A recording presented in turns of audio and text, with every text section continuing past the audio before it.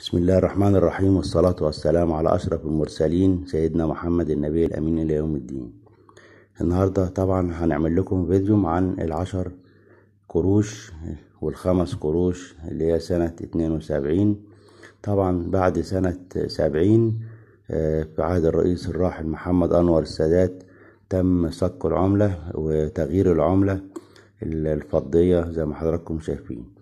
طبعا العملة دي يا جماعة جمهورية مصر العربية، والقديمة كانت الجمهورية العربية المتحدة اللي هي قبل سنة 70 اللي هي في الستينات.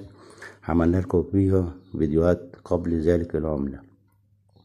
وطبعا نفس الحكاية ال10 قروش اهيت جمهورية مصر العربية، واختلاف العملات طبعا في عهد الرئيس الراحل محمد أنور السادات زي ما حضراتكم شايفين.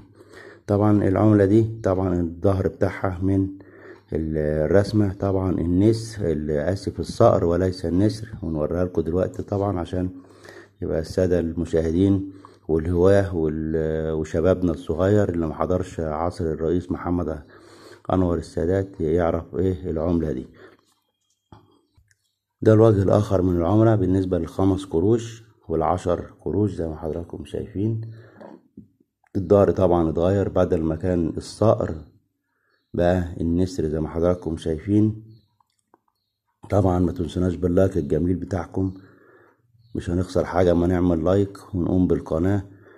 والحمد لله القناة يعني فيها حوالي 1600 تقريبا وشوية، وطبعا بمجهودكم معانا مشتركين طبعا.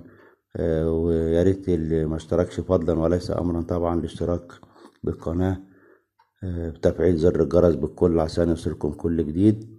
والسلام عليكم ورحمة الله وبركاته. شكرا.